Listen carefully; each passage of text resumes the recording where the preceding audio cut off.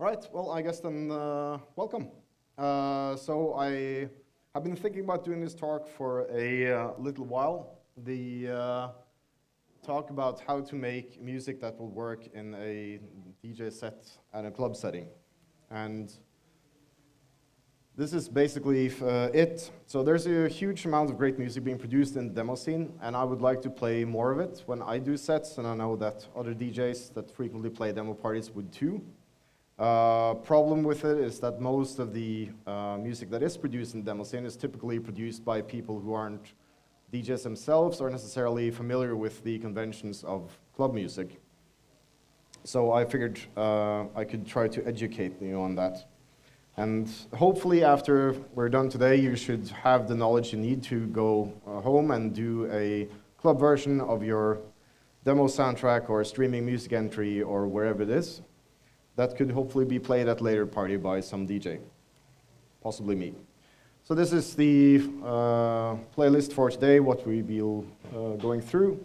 So I'll do a quick introduction, and I have a couple of disclaimers because there's a couple of questions I don't want. And I'm going to talk very briefly about sonic quality and mixdowns, but there's not going to be a whole lot about it. This is not what this talk is about. We will be focusing on the structure of a club track, which is the most important thing, and I have some words on a bit of vibe and energy management. And then a few things at the end that are just my personal pet peeves that I don't want to see in any tracks. So, a little bit about myself, for those that don't know me. So I've been a DJ for about 10 years now. I've played well over 100 club nights in Oslo, where I live. And I played quite a few demo parties, and I'm also doing a weekly DJ stream on Twitch, which I've been doing for 6 years now, I think. I have released some music on commercial labels. I've released on some net labels, on demo scene stuff, and on my own website. And I've done over 100 demo soundtracks and a bunch of tracks for various competition at parties since the 90s. So, I'm not a superstar, but I kind of know what I'm talking about. I just want to point that out at the beginning. And so to the disclaimers. So these are like, yeah, sure, these are just opinions. Everything is subjective in music and so and so. The opinions I will give today are based on my experience as a DJ and also as a musician and listener. And for that matter as well, a dancer. I'm speaking primarily from the perspective of a DJ today, and a DJ that play music for dance floors. So some of the things I say is probably going to irk some of you, but try to just let it go and understand what perspective I'm talking from. And then there is the kind of, well, there are no rules in music, but there kind of are. And we are talking about dance music. And in dance music, not just electronic dance music, but any dance music, there are conventions. If it's polka or waltz or whatever it is, the conventions are there for the dancers to be able to dance. So there are conventions, and we need to follow them to some extent. We at least need to understand them. And also about that, I have set aside some time for questions at the end. But if you on the way just have some, if you don't understand what I mean or just need some clarification, then just raise a hand and ask your question, and I will repeat the question for people watching later. But if you have kind of more intricate questions or opinions you would like to discuss or something like that, please leave them for the end. All right, so let's go.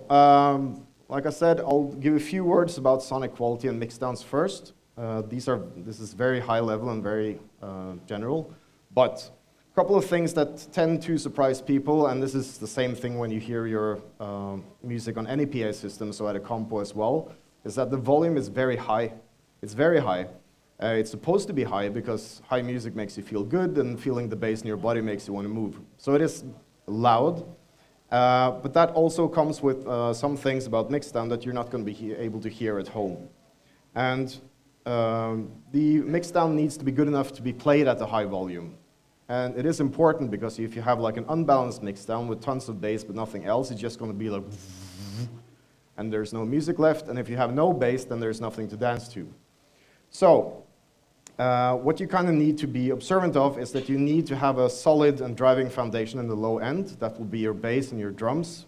The mid-range needs to be clear. That is where you have your instruments, your melodies, and all that kind of stuff. That is the emotional content of the track.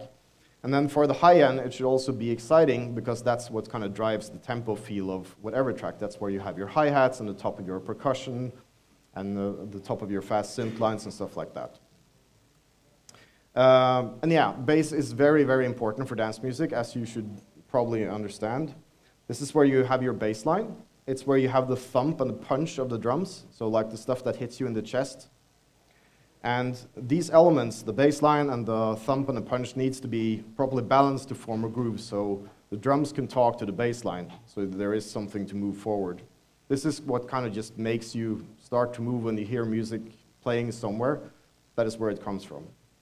And that is a bit about the mixdown, but also it's about arrangement. So, you know, typical classic trick from 60s soul music is you just don't play a bass note when the snare hits. It creates a very cool kind of funky syncopated stop effect. So be mindful of your arrangement as well as your mixing when you do stuff like this. Then we get to the sound pressure. Sound pressure is energy. And you might think that just turning something loud enough on the PA system is enough, but it kind of isn't.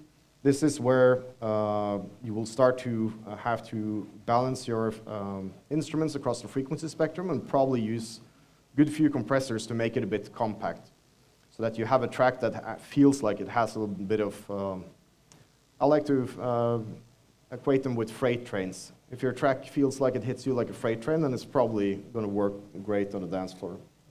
And then just to point out that don't confuse this with the need to hit some arbitrary loudness goal. If you go on YouTube, as you probably will, you will read a lot of tutorials, and these people in the tutorials will talk about measuring, they will talk about RMS and LUFS levels. The sound pressure thing is a feeling. You should listen for it and not read it off a meter. The meters are helpful to get you where you want to be if you understand them, but don't use an arbitrary number given to you by some YouTube tutorial as a goal that you need to hit. Because most likely you're not going to be able to hit it, but still having a nice sound to your track. And lastly, just the best way of improving your mixdown is to have good references. Find some tracks that are been released commercially that you like and is in the genre you're trying to do. Go on Beatport and buy them. Have them in your DAW and just kind of use it to A/B between. Listen to your mix, listen to the reference you bought, try to figure out what the difference is. There are YouTube tutorials for this in any DAW you can think of, so you will find that.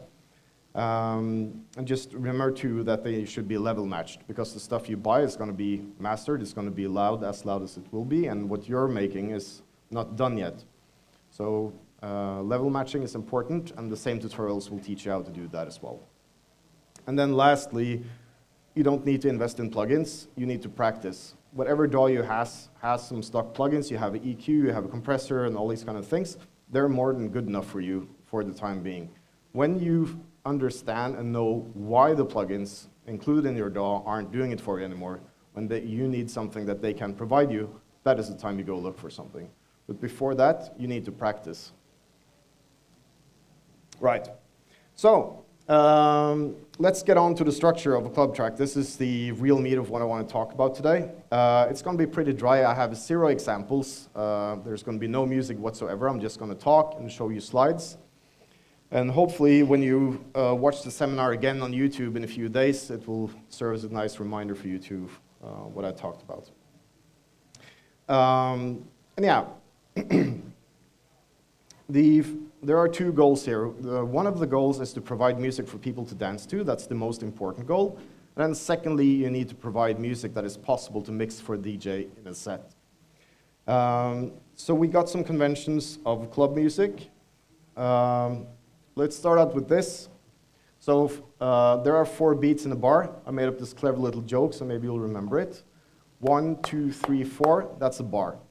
Club music is 4/4. Some of you now will say psytrance is 6/8, and I acknowledge that, but club music is 4/4, except for that and some other weird tracks. If you start out and you don't know what you're doing yet, then you just do something in 4/4. It's safe, it's the convention, it was most tracks it's going to be in. And a bar is 4 beats.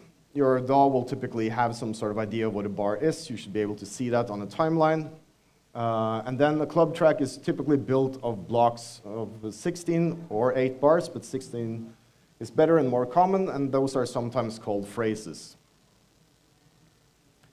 So with these blocks, we build up bigger sections. And a club track is typically built from blocks of 16 or 8, so I wrote that twice. Good, then you know. And combine into sections. Typical intros, drops, breakdowns, outros. These are kind of like I will go through them, but the typical sections you will find in a club track. They tend to be at least 32 bars long, but are usually longer.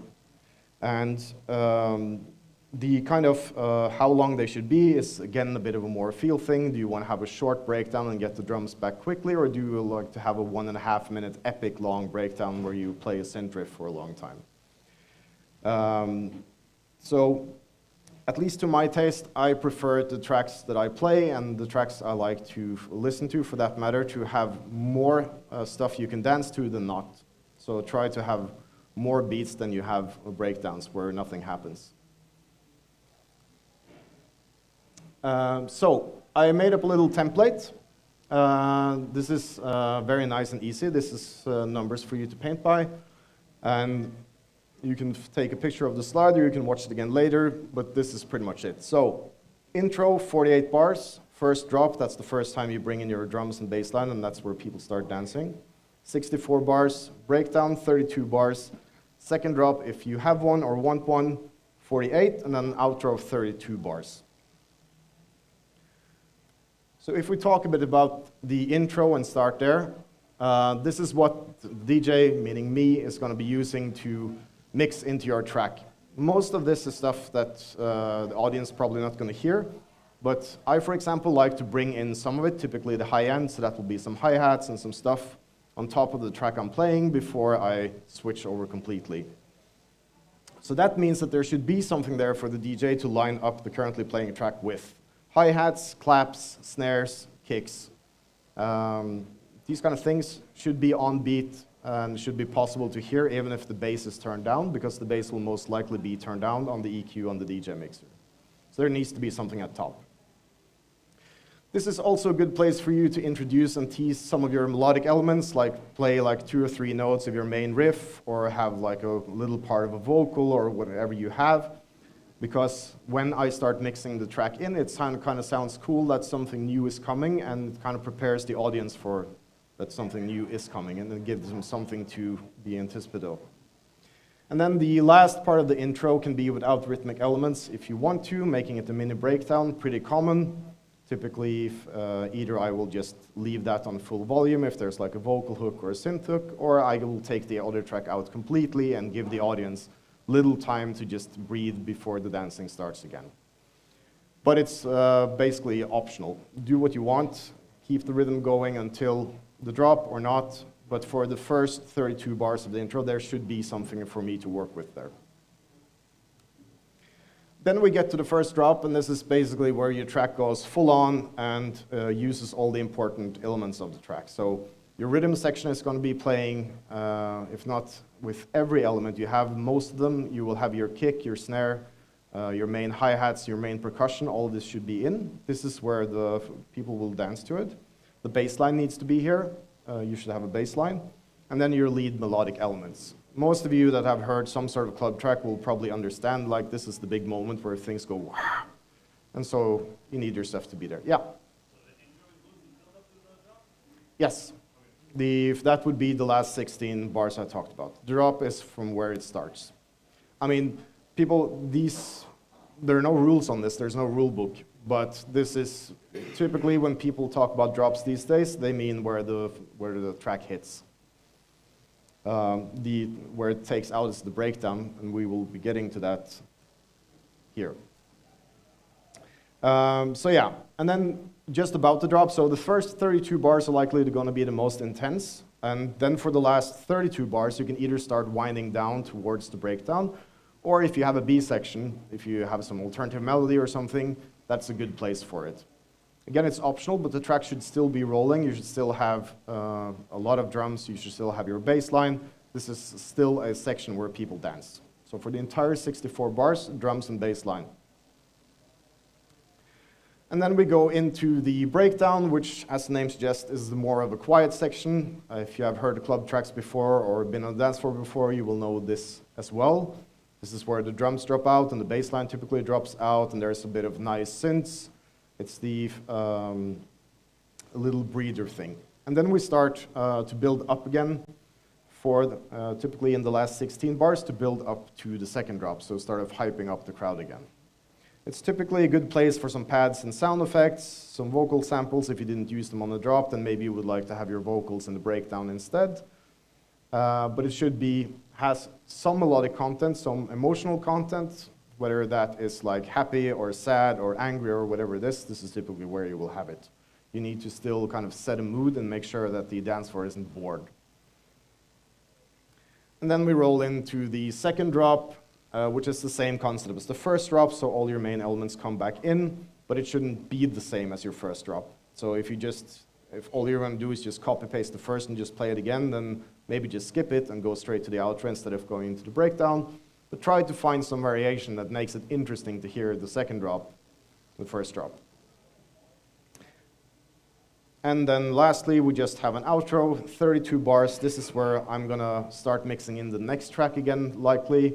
So, you can build the intensity down here, maybe take out your main riff or main vocal, maybe take out a percussive element or two, something like that.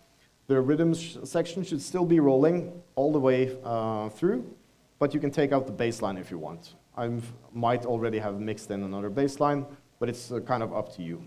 It used to be the standard that the outro of a club track would just be drums, but that was also the time where club tracks were 7 to 9 minutes long, and they typically aren't anymore. And this template certainly isn't going to be that. And as in the intro, you can still use some melodic elements a bit sparsely, so that will once again be like fragments of your melody line, parts of your vocal, whatever that kind of is, but just something kind of nice there. And that's it, and then the track is done. Just follow the template, try to take one of your own tracks, make it fit within that template, and you're going to be pretty close to having a club-ready track as it is.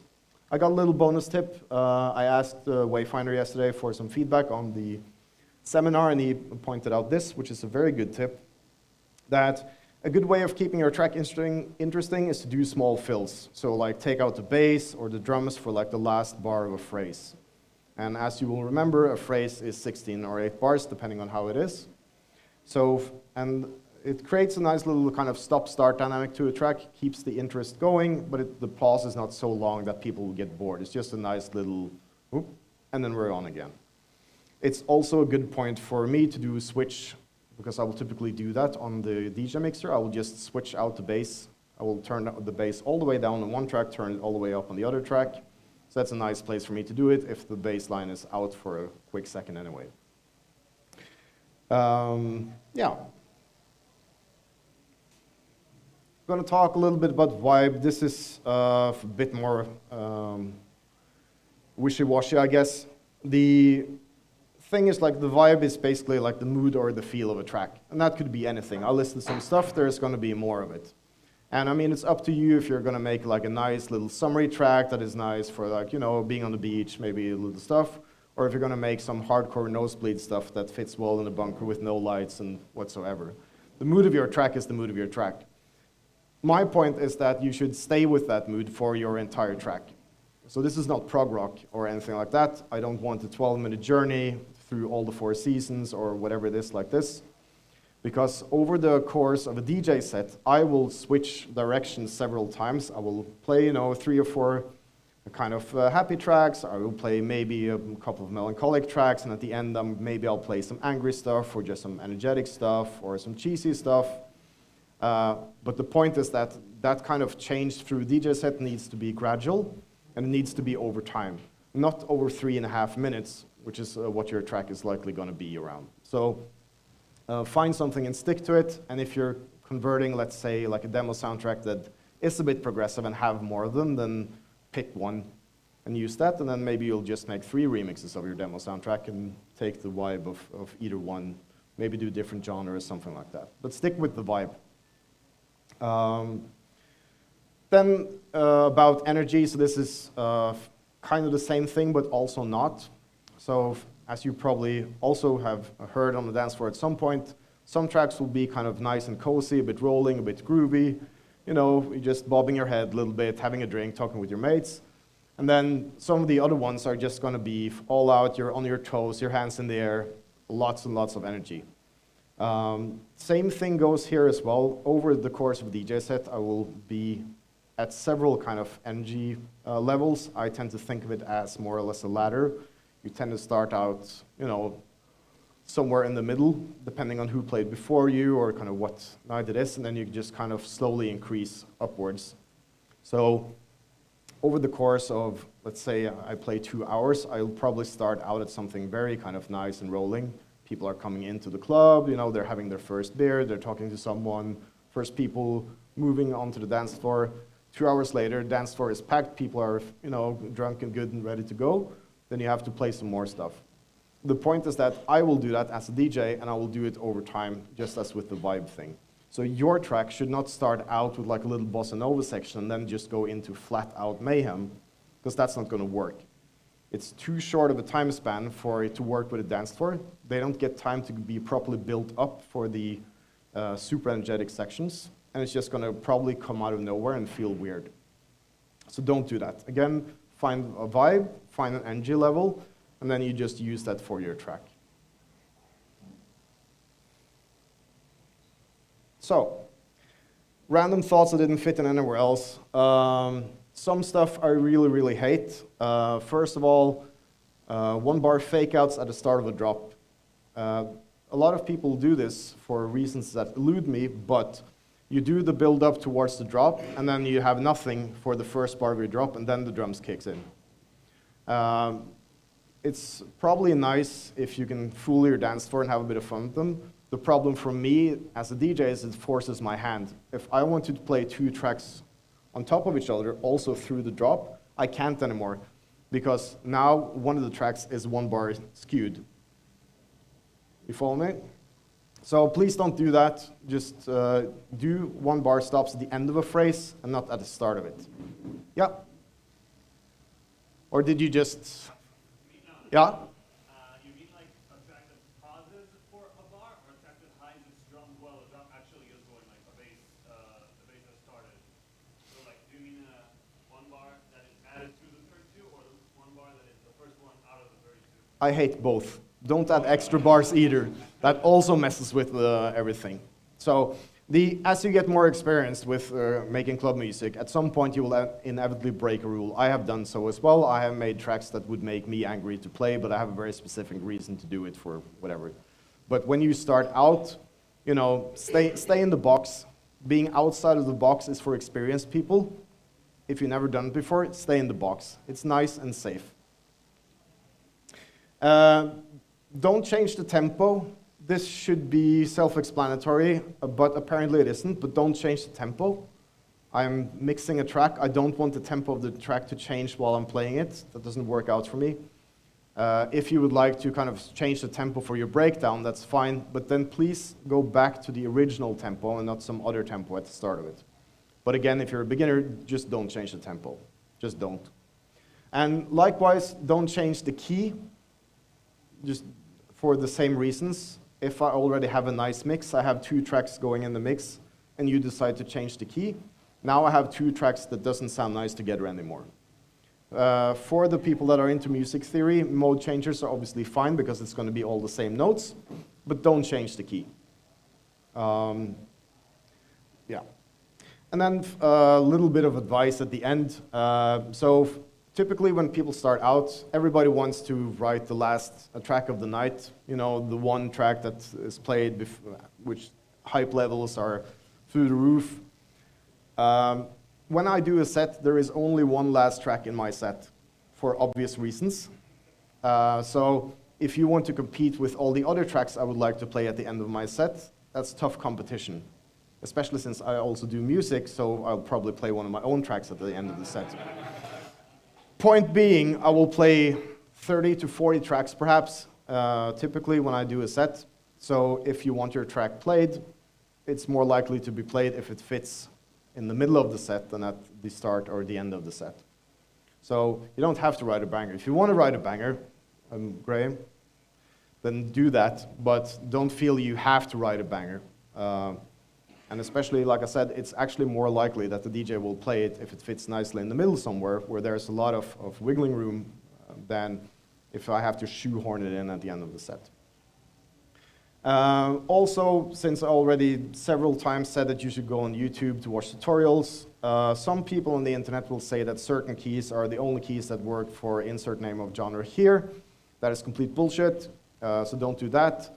Especially, I would like to point out, as a drum and bass DJ, I have a ton of tracks in F minor and F sharp minor as it is. So kind of same thing. I would rather you'd write something in A B minor, because I don't have so many of those. So to make it more likely to be played, at least on my sets, stay away from F minor. Unless your track is in F minor, that's fine.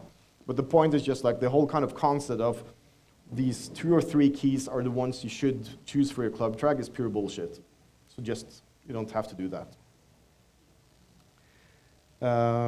Some acknowledgements. The pictures in the slides were taken by Argasek and WizKid. And then I have time for questions. And then I think we will have the microphones. So just keep your hands raised until somebody comes to you with a microphone. Yeah, I have a question about the keys thing you said right at the end. Yeah. When you say, like what I've heard from until now is that you don't use certain keys or you prefer your track to have a certain key in F minor, etc., because the sub-bass range only works in those keys. Yeah. Otherwise, it's like too low, and then you won't hear it on the set. So you find this to be wrong? Like if I were to do a track in C minor or C sharp minor, it will still work fine on the dance floor? Yeah. Okay. I wrote, for the 10 first years, I wrote every track I ever did in C minor. So the reason why people talk about it is that PA systems they usually don't go below, I think 30 hertz. You will be hard pressed to find anything. And typically they might even have, maybe they'll stop at 40 or 50, depends on your speakers, right? So for example, the speakers we have here, they obviously are not gonna go, probably not useful at least under, let's say 80 or 70 or something like that. And then the fundamental tone of your, let's say like a G, is at, what is it, 65 or something like that, around there. So it's kind of safe. Your lowest note, your fundamental note, will most likely work on most PA systems. However, I played on the main stage last year. It does E minor or in D minor just fine, and D minor is a lot more fun than G minor when you have a system that handles it. The point is that regardless of that, you can't rely on the fundamental tone. You're not going to have like a sine wave that this is your bass line, because that's not going to work anywhere else. So that's where it comes from. I think it's complete bullshit. I will typically play, when I do a DJ set, I will do mixing in key, and I will typically just kind of cycle the circle of fifths for my entire set. So, but yeah, that's where it comes from, that's what it is. My opinion is don't worry about it.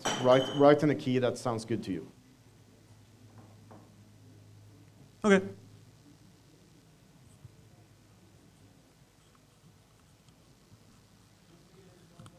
Oh, you don't have it. Okay. I just wanted to delve deeper into the idea of what technical qualities to the composition are there that are desired by a DJ but are found very rare. To be fair, I mean, most club music follow a template. So most of the time I will get this. And for people that are also DJs or just have listened to club music for their entire life, this will just kind of come naturally. Nobody told me. To me, it feels natural that, you know, after 16 bars I should do something. Because I listen to so much music that does something after 16 bars. Okay. So I think like the stuff I went through now here is just basically like play it safe and paint by the numbers. Because, and the reason I say that is that if there is a track that does something which is kind of outside of the rules I lay down in the seminar, if it's really, really good, I'm still going to play it. I'm going to find a way to make it work, but it needs to be really, really good. If the track is just fine, I'm going to play another track that is also fine, but doesn't fuck up my mixing. Yeah, yeah.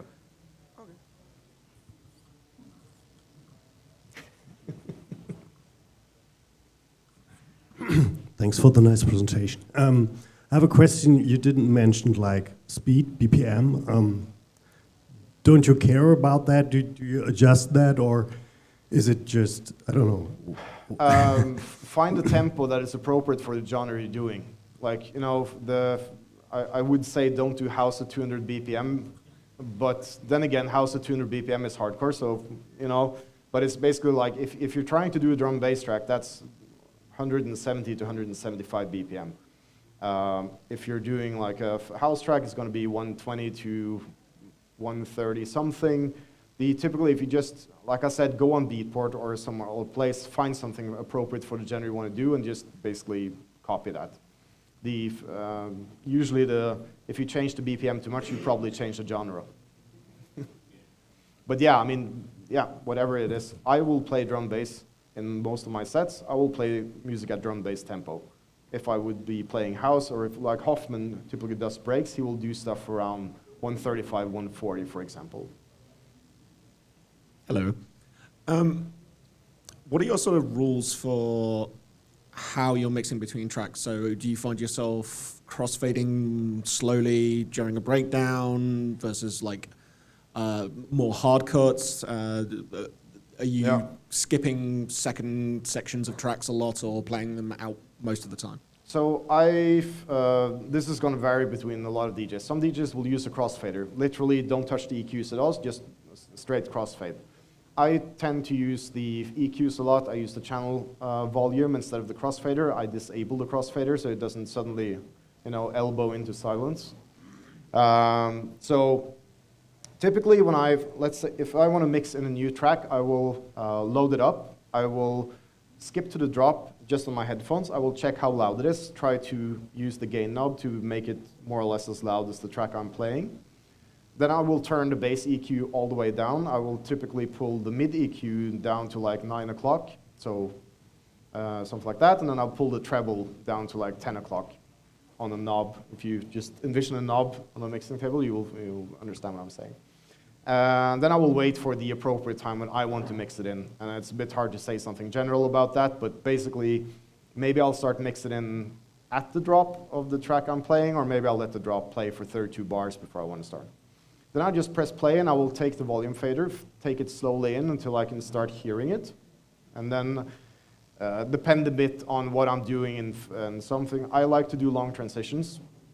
I like to do a lot of doubles, meaning I use 3 decks a lot of times when I play, so I will have 2 tracks playing on top of each other for a long time and then mix in a 3rd track and take one out again. I like doing stuff like that.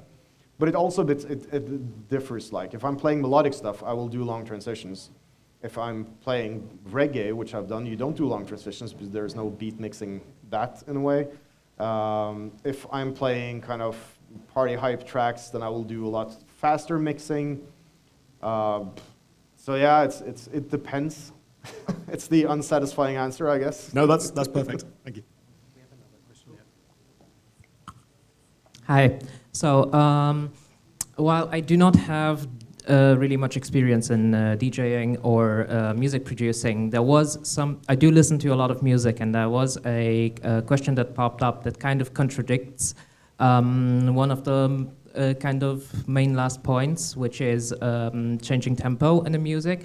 And I do listen to a few DJs and have listened to DJ sets that do often change genres within the same set. And there are, of course, also tracks that do that change tempo suddenly after like the first drop, and then the second drop is already in a different genre.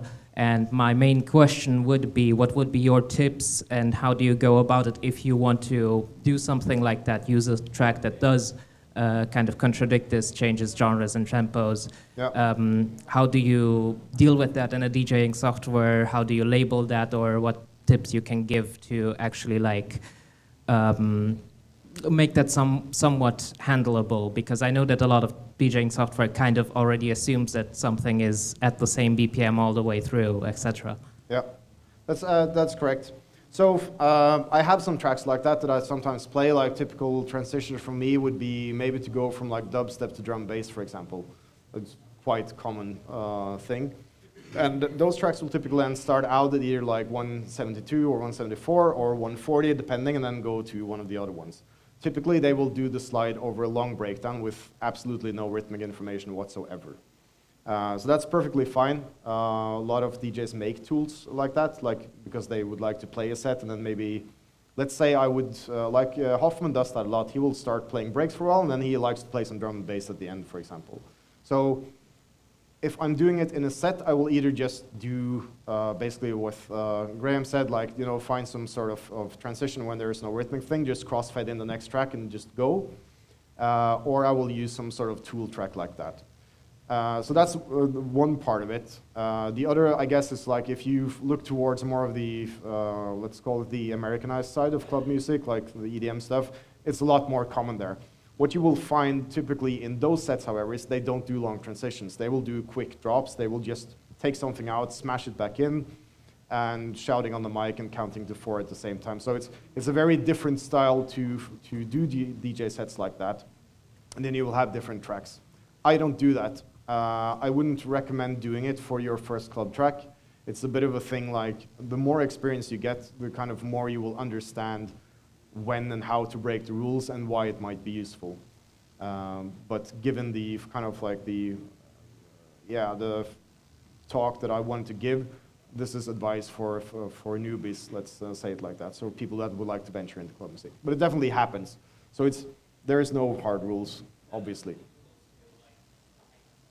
Yeah. So, but yeah, I would guess decide on what you're trying to do and then just kind of do that. And if you want to make a tool to go from one tempo to another tempo, leave a long section in the middle, a lot more than the 32 bars of breakdowns, so that you have time to make that work. Because if you do too quickly, you're also likely to confuse your audience, which is a bit of a problem.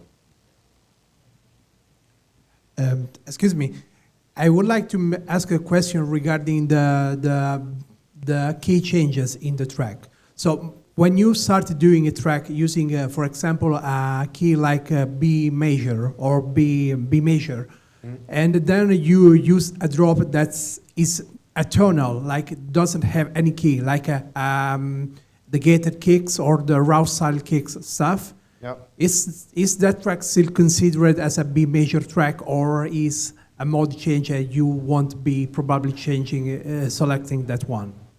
So I guess first of all, even if you have stuff like hardcore, so gabber or hardstyle or raw style or whatever you're gonna call, most of those kicks actually have a tone. They do have a fundamental. So it might be difficult to it's in the bass, not necessarily as much in the mid-range, but it's there. If you have something that's completely atonal, or you just make a lot of like weird noise, like you want to do some horror stuff, for example, like a horror type of feeling, then sure. The problem with...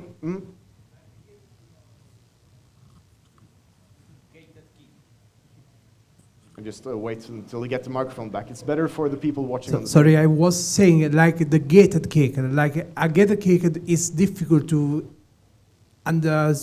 guess which key it is because it has lots of reverb. Yeah.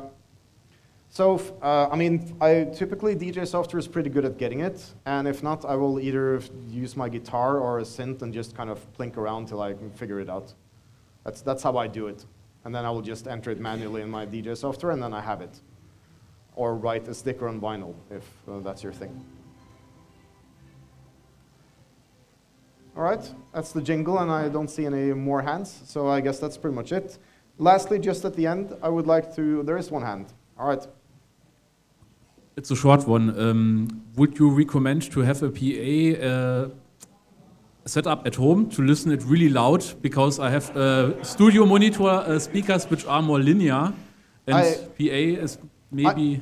I will 100% recommend having a PA at home if you live on a farm and don't have neighbors. Or is somehow living somewhere where you can't be kicked out. But yes, I think I'll give you a serious answer to the question. Probably having a PA at home is impractical, but if you have a club where you live, if you have friends that have a PA system or anything like that, ask them if you can go there in the daytime, perhaps on the weekend, and listen to your track on a PA system. I will say that probably the most learning experience you will ever have is the first time you hear a track you played on a PA system. It will be a sad and shameful moment, most likely for you. We all been there. We've been there several times, but you learn a lot from it. Especially like when it comes to mixdowns, like high mids, for example, is something that is very, very, if it's done wrong, it's painful on the PA system. Like high mids, so typical top of your percussion, guitars, if you do distorted guitars, the top of your distorted synths, break beats, all that kind of stuff. It just sounds like a buzzsaw coming into your ear. And also like getting the correct amount of bass is also like, it's an experience thing. So if you have friends with a PA system, or if you have a local club, if you have anywhere you can go and listen to it on a decent PA system, then do that. It's a great learning experience. Bring a notebook, write stuff down. All right, I think that is what we had time for, so I will leave you with this. Hopefully now you gained some knowledge, or you will remember some knowledge when you rewatch the seminar on YouTube later. So make some club tracks, feed us. We would very much like to have your tracks to be able to play them in our sets. This is why I did the talk in the first place, so please come and practice. There are a lot of DJs who are quite visible in the demo scene. I am one of them. The other two are over there.